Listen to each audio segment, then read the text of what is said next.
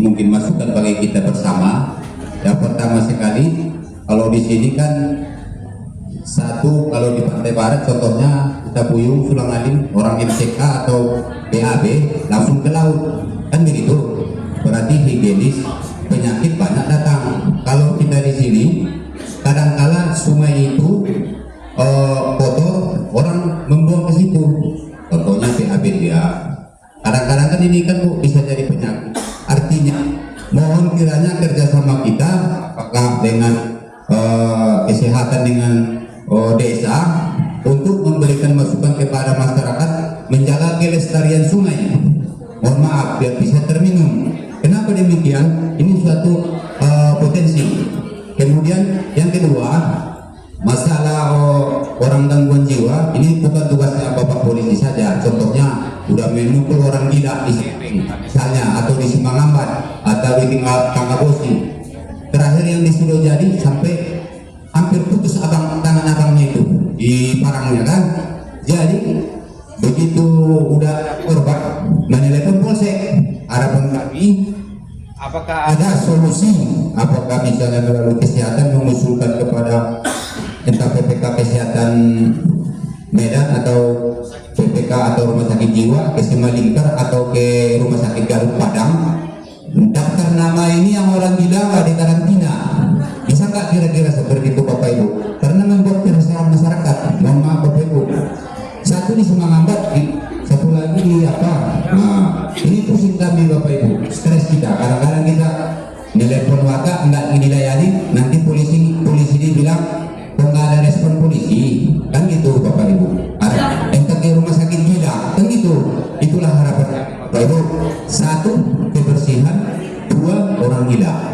Nggak usah saya banyak lagi, itu cukup dua saja. Sudah disuntik pula dari jalan, dari di Medan udah tenang dia, dari disuruh orang itu mandi, sampai di sana diterima.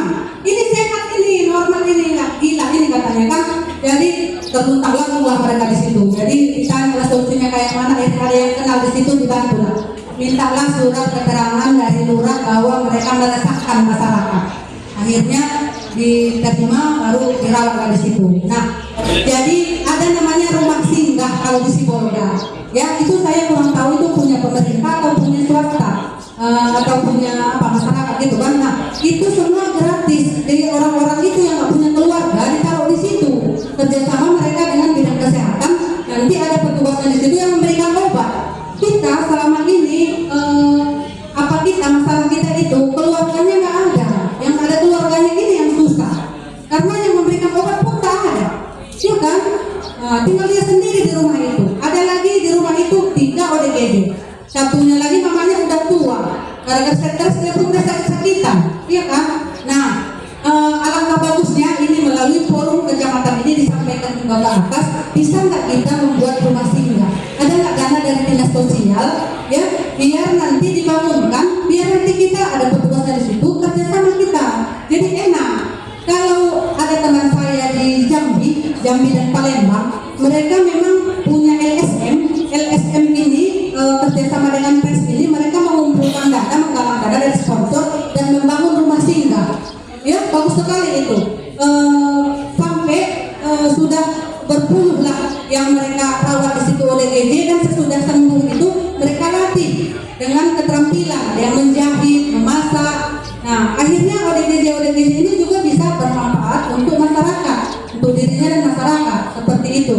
Nah, kalau sebenarnya kalau sudah kita rawat ODGJ ini 3 hari pun di rumah sakit ya, yang untuk saat ini yang ada di Permata Madinah ya, rawatnya dengan dokter Putra ya, SPKJ, itu 3 hari aja udah apa itu, udah bisu ya, udah jinak ya.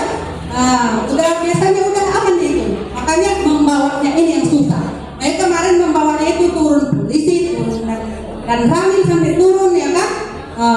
Kesehatan, kelurahan ya, semuanya turun, mengejar-kejar ya kan. Nah, itu. Makanya memang ini masalah kita bersama, dan bagus sekali dari usul dari Pak Rambe ini. Memang harus kita sampaikan ini ke dinas terkait ya, dinas sosial ini khususnya. Nanti kerjasama dengan dinas kesehatan. Ya, ada yang mau ditambahkan Ibu? Masalah kesehatan jiwa ini sudah sangat meresahkan ya Pak ya. saya juga sebagai pemegang program merasa sudah kewalahan karena wewenangnya semakin hari bertambah terus. Jadi gimana lah kami, ya kan Pak?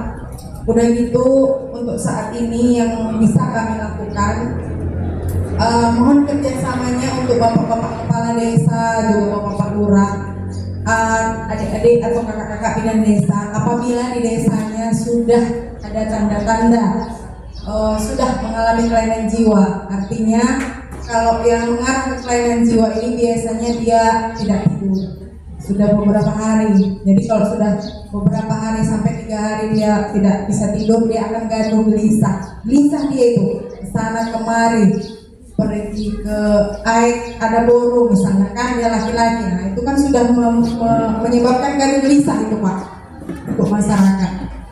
Yang paling kita takutkan itu seandainya dia berbuat yang membahayakan, seperti misalnya mengambil benda tajam dan melukai atau membahayakan orang lain gitu. Kalau misalnya itu keluarganya sendiri, oke lah ya kan, siapa yang mau menuntut. Tapi kalau sempat terjadi kepada keluarga kita, mau apa lagi gitu. Dan itu tidak bisa dituntut hukum ya Pak, kalau udah ODGJ. Nah, jangan sampai hal itu terjadi untuk keluarga kita. Jadi sepanjang saya memegang program ini, semakin kesininya saya lihat kasus jiwa ini banyak didominasi akibat narkotika. Semakin banyak, baik itu pemakaian ganja